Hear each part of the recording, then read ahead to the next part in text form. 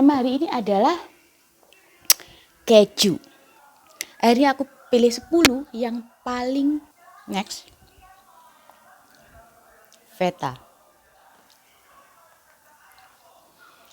Oke. Feta ini adalah keju dari Greek atau Yunani.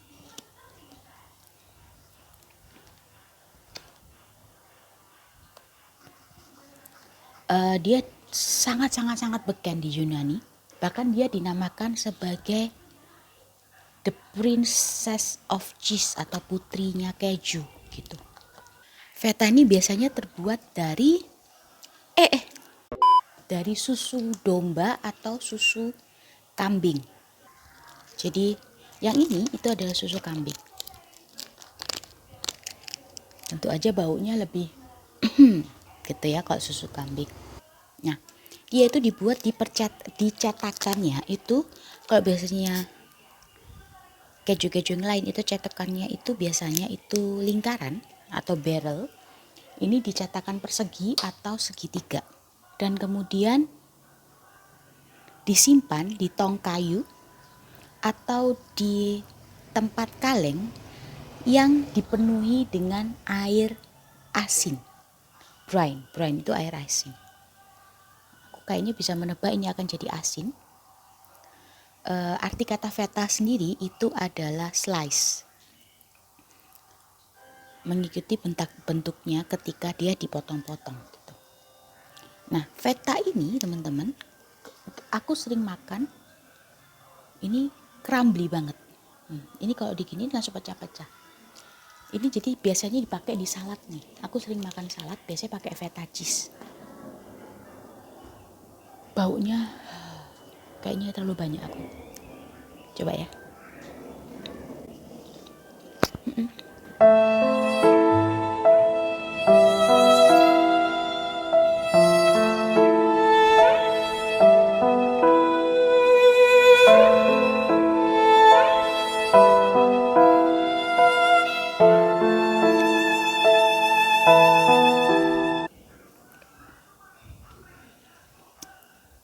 Rasanya very crumbly. Oke, teksturnya dulu very crumbly teman-teman. Very crumbly.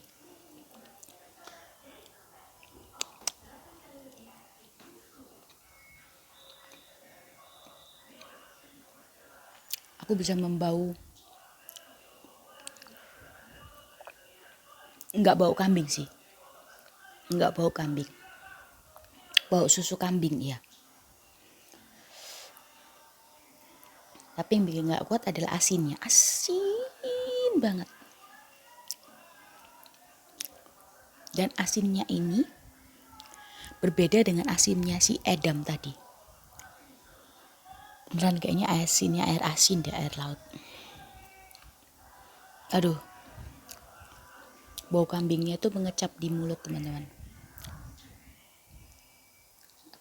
Aku nyesel potongnya segede ini. Oh my god.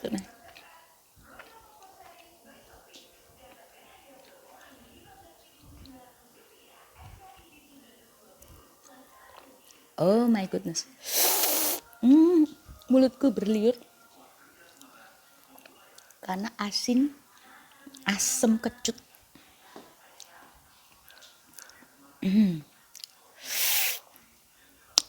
Dan bener-bener susu kambingnya kerasa banget. Buat teman-teman yang nggak pernah minum susu kambing, dan di mulut itu ya sama seperti susu kambing. Susu kambing itu kan bau kambing gitu. Ini bau kambingnya itu kerasa ketika di mulut. Oh my goodness. Aku motongnya kebesaran.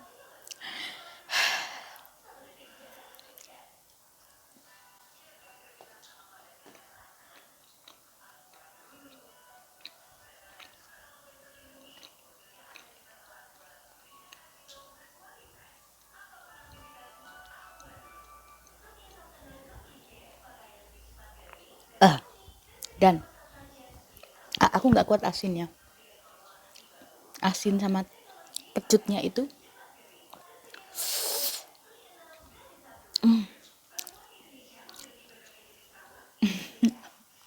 Itulah feta.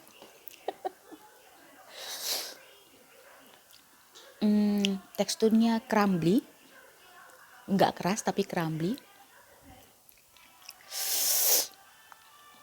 Rasanya asin, rasa susu kambing banget. Bau kambing ini kerasa nih. Abis ini aku akan cut lagi untuk menghilangkan rasa kambingnya ini. I don't know how.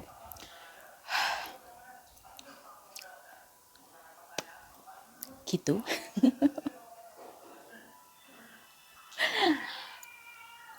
Oke. 2,000 years later. Oke, akhirnya aku menetralkan dengan kopi.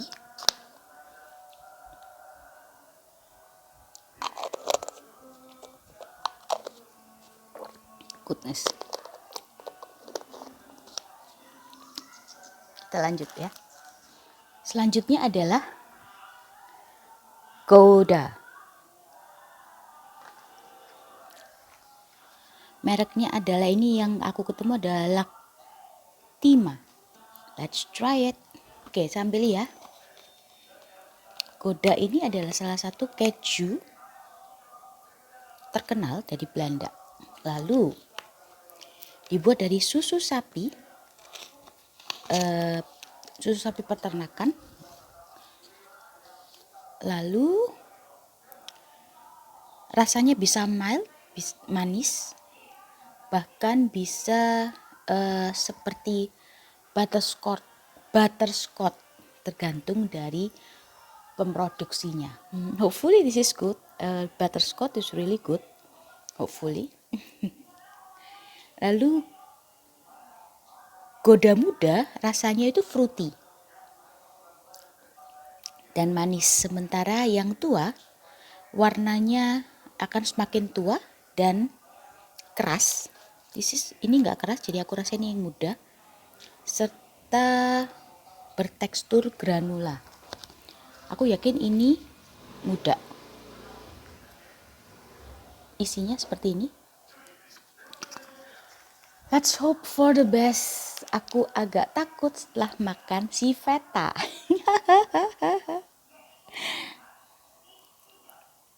But I think keju Belanda oke lah ya. Nggak bakal aneh-aneh karena dari susu sapi juga.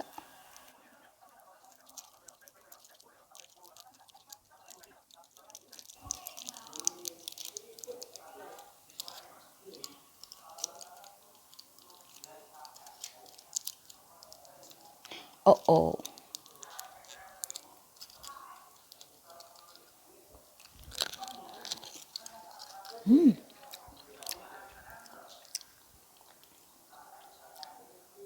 Genjur-genjur.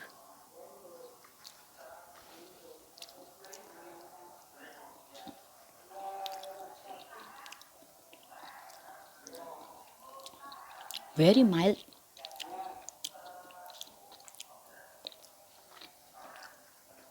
I like it. Especially setelah feta tadi. I like it very much. Nggak terlalu asin. Nggak terlalu milky. Aku suka teksturnya empuk-empuk ini. I like it very much.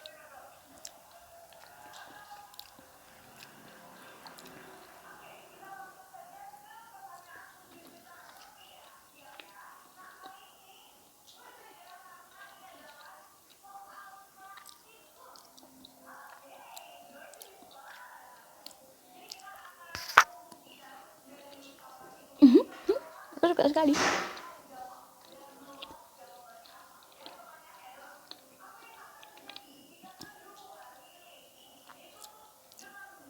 Benar, seperti informasinya ini.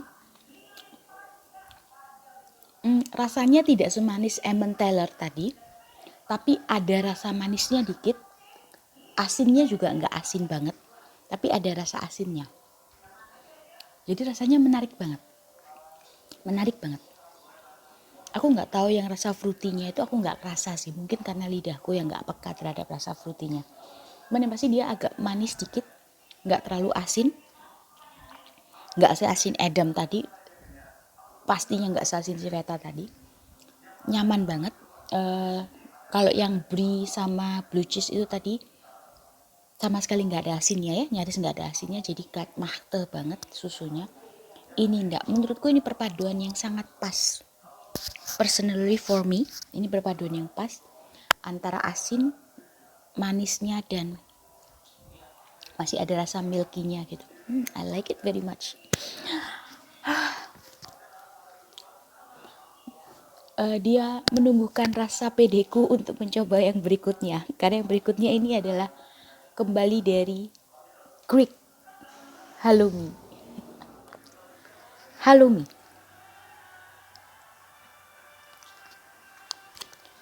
I'm kinda scared karena feta tadi begitu menakutkan. Halloumi ini juga dari Greek. Lalu apa ya? Tapi yang ini dia dibuat dari bermacam-macam region atau kota. Ini Cyprus style. Cyprus style. Aku baca ya. Sama. Terbuat dari susu domba atau kambing dengan atau tambahan susu sapi. Aku berharap ini ada tambahan susu sapinya, jadi nggak se-strong feta tadi. Dibuat di banyak makan nih, bentar ya. Tempat pembuatannya bisa dari Nicosia, Limassol, Larnaca, Famagusta, Paphos, dan Kyrenia sejak zaman kuno. Nah, curd dari susu ini dilipat untuk cukup di kontainer. Kemudian di antara lapisan-lapisan lipatannya itu diselipkan daun mint. Menumbuhkan rasa percaya diriku bahwa ini bakalan enak dan tidak sebau feta tadi, teman-teman. Yang menarik adalah dia bentuknya bukan keras, tapi dia susu yang keju yang steady, sehingga kalau dia tuh dimasak, dibakar ataupun di-grill, bentuknya nggak berubah, nggak melted. Baunya nggak sebau feta. I'm so happy. Jadi aku kemarin barusan aja ada channel YouTube yang ada masakan yang halloumi ini sebagai semacam saladnya gitu. Hallouminya itu cuma dipotong-potong kemudian di grill di pan gitu dan dimakan. Katanya sih enak. Jadi tapi aku nggak berani banyak-banyak.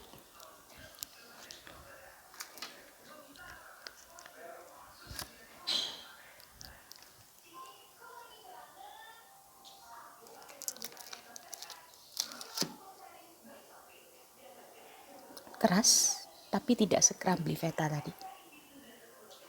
Baunya susu sapi, hopefully dari sapinya.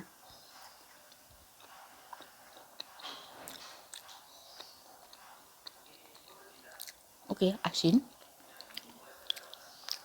I think Greek asin ya, mungkin karena itu ya caranya yang ditaruh di air asin itu ya. Tapi rasanya jauh lebih mild daripada feta. Tapi mintnya nggak kerasa. Asin banget sih.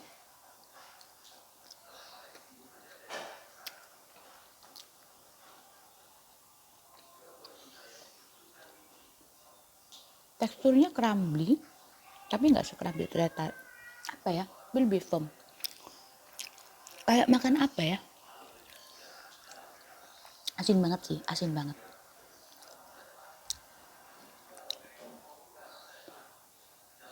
Tapi jauh lebih bisa dimakan daripada feta cheese tadi yang good.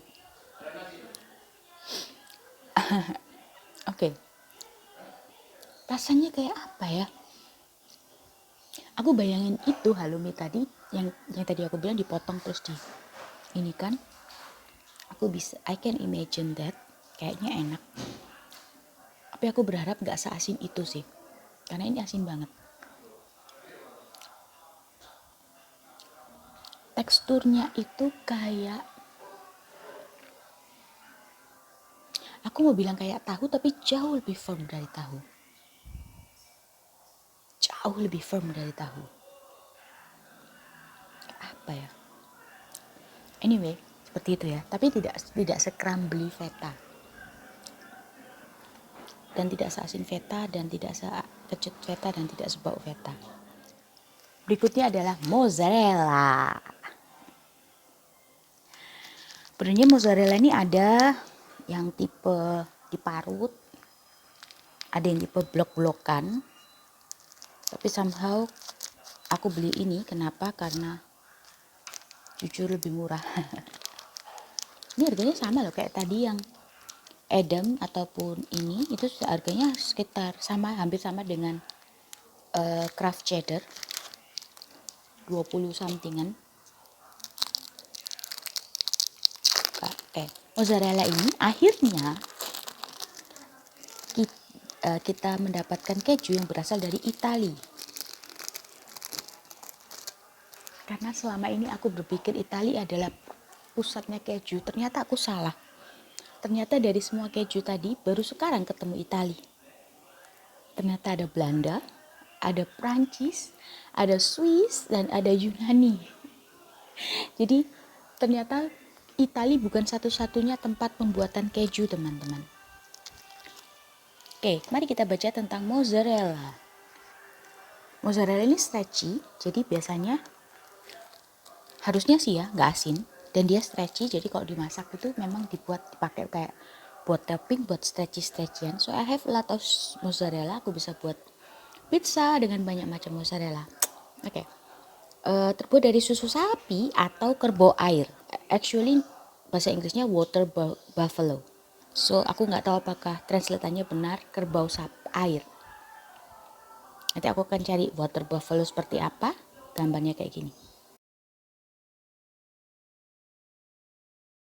Dibuat secara tradisional kuno sejak abad 4 sebelum Masehi, 4 BC. Tapi nama mozzarella muncul di tahun 1570 di sebuah buku resep karangan Bartolomeo Scapi.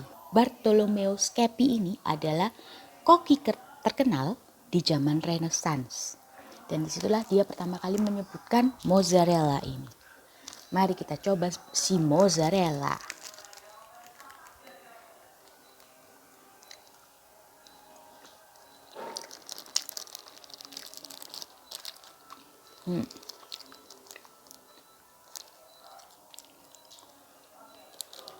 Jujur, untuk dimakan begini aja nggak enak. Karena memang tidak untuk dimakan begini sepertinya. Harus pakai sebagai topping.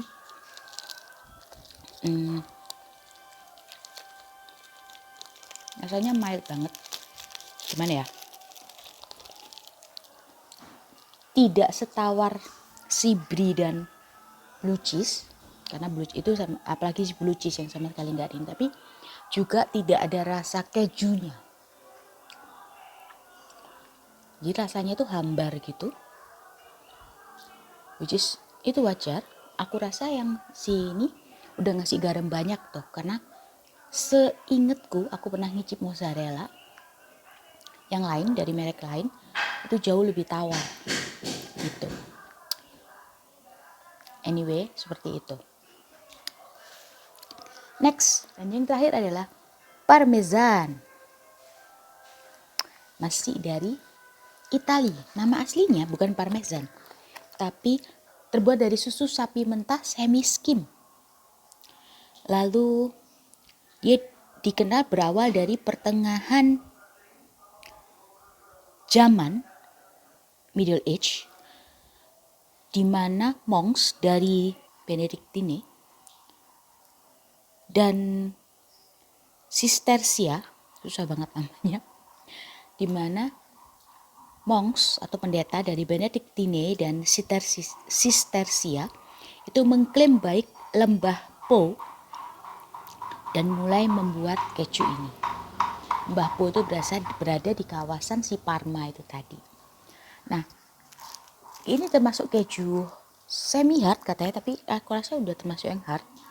Dan dia biasanya dalam bentuk ini dalam bentuk taburan.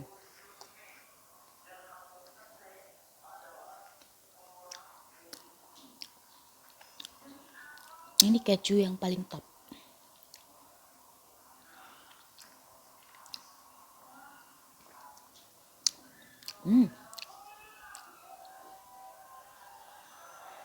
I think aku punya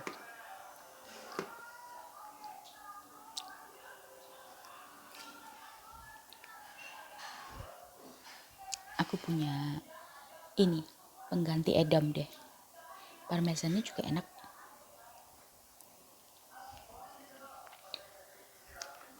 Tidak terlalu asin. Asin sih.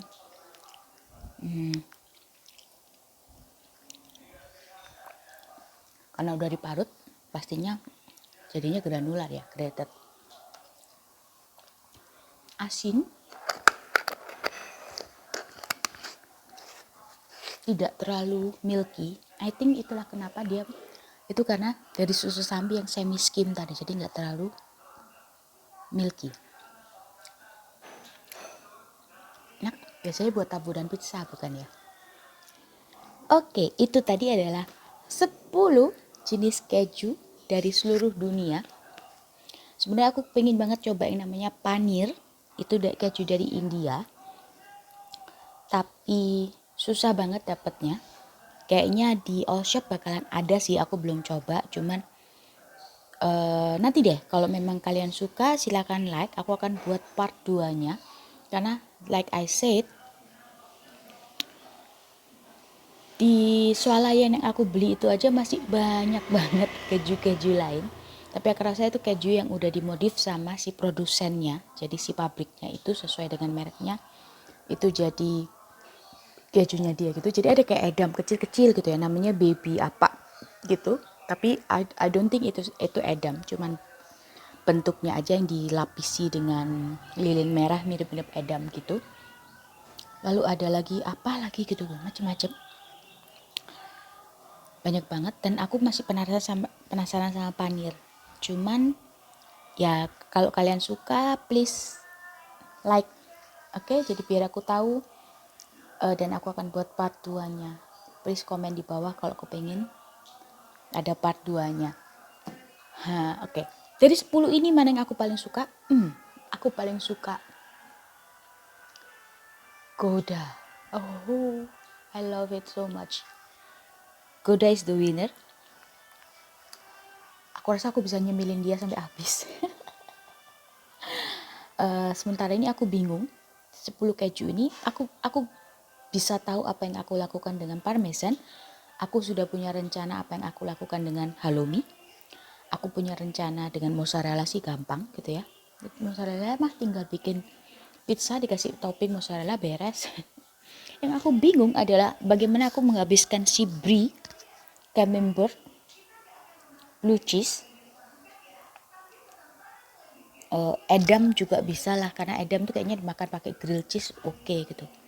Karena rasanya nggak aneh ya, itu yang rasanya agak-agak aneh gitu kan. Yang makte itu adalah si brie, blue cheese, camembert, dan feta. Oh my god, I don't know.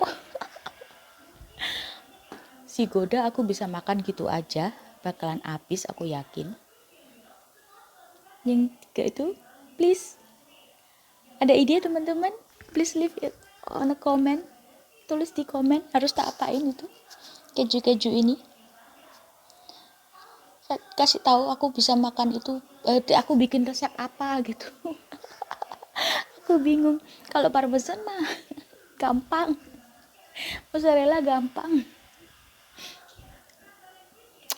Please leave a comment. Aku perlu cari ide bagaimana cara menghabiskan keju-keju ini. Oh ya, kalau buat kalian yang penasaran ngicipin, jujur keju-keju ini nggak murah. Kemarin aku beli ini beserta yang lain tentu aja. Aku beli 10 keju ini beserta kopi dan beserta lain-lainnya. Habis sekitar hampir 1.900.000 something. Katakanlah minus dan lain-lainnya itu mungkin 200, 250. Jadi kira-kira kejunya sendiri itu habisnya sekitar 700 sampai 750 ribu teman-teman. 10 keju ini. Katakanlah dibagi 10 berarti sekitar 75-an. Yang slice-slice itu sekitar 25.000, 40.000. Tapi yang kotak-kotak itu memang mahal, harganya 75, 80, 90 ribu seperti itu. Jadi kalau dibuang pasti sayang. Jangan bilang buang aja, no. Aku bisa nangis darah dan aku nggak suka. Kalau kalian tahu, aku nggak suka buang-buang makanan. Jadi aku pasti akan cari ide bagaimana menghabiskan itu. Semoga menarik dan bisa aku jadiin konten. Siapa tahu ada tiba-tiba konten ini video ini berubah tiba-tiba jadi video masak, aku nggak tahu. Nah, tapi kalaupun aku masak nggak bakalan susah-susah pastinya, karena aku malas masak yang susah-susah. Jadi aku akan cari resep masakan mudah untuk menghabiskan keju-keju ini. Kasih ide teman-teman kalau ada. Oke. Yang paling enak kalau memang mau coba biar nggak merasa rugi, yang Gouda itu. Pertama, rasanya memang enak, bisa dicemil gitu aja. Kalau kalian doyan keju bisa banget dicemil gitu aja. Kedua, dia dikemas dengan satuan segitiga itu. Jadi kalau misalnya pun dicemil kan nggak kebuang gitu, kayak yang tadi kan udah kebuka, aku udah pusing ntar gimana cara nyimpennya gitu. Dan Gouda itu rasanya paling enak. Yang kedua mungkin aku suka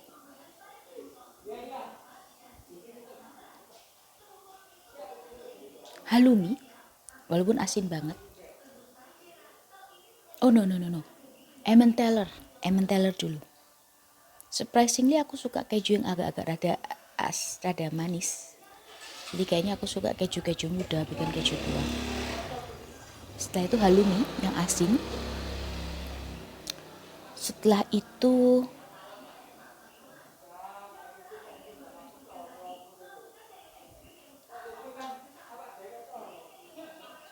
camembert.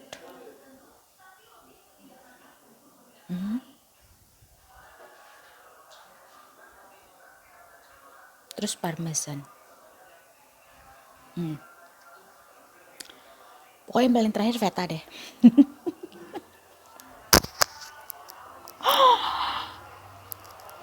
Tapi aku mau coba keju goat yang lain. Maksudku gini, aku penasaran. Yang buat aku nggak suka itu apakah taste susu kambingnya atau taste asin dan asemnya yang sangat menyengat itu. Karena aku minum susu kambing walaupun berasa banget, cuman aku fine aja deh. Tapi bukan susu kambing asli sih. Maksudnya bukan susu kambing rasa original gitu. Waktu itu aku minumnya ngerasa coklat lah gitu. Tapi masih bisa ditelan. Menurutku malah mendingan susu kambing daripada susu kedelai menurutku. Jadi itu. Tapi kok jadi keju tadi beneran aku nyaris nggak bisa ngabisin tuh yang tadi sepotong itu. Gitu. Oke, aku terlalu ngomong banyak dan aku rasa videonya udah kepanjangan. Please like, komen, terutama komen resep-resep untuk menghabiskan keju ini. Terus juga share biar semakin banyak yang nonton, jujur aja. Jadi biar informasi-informasi penting tentang makanan. Informasi makanan ini penting gak sih menurut kalian? Menurut aku sih. Kenapa aku bikin video ini? Karena aku pingin kita mengenal budaya dari negara-negara lain. Kita mengenal budaya dari dunia lain lewat makanan. Menurut aku cara paling mudah dan cara paling sederhana untuk mengenal atau belajar toleransi itu adalah dari lidah. Itu sih menurutku. Jadi kenapa aku akhirnya membuat channel ini. Aku kepingin share gimana sih experience-nya lidah, experience-nya menjelajah lidah. Itu anyway, aku akan buat video lagi lebih panjang tentang kenapa aku buat channel ini. Tapi in the meantime, ya, like, comment, share biar yang menonton makin banyak, dan jangan lupa untuk subscribe biar setiap Sabtu jam 2 kalian bisa nonton video terbaruku. Aku akan berusaha banget untuk setiap minggu upload, gak bolong-bolong. Sudah aku lakukan sejauh ini dan aku akan berusaha untuk selalu seperti itu. Jadi please, aku mohon support kalian juga. Lalu, dan jangan lupa untuk happy terus, semangat terus, dan kunyah terus.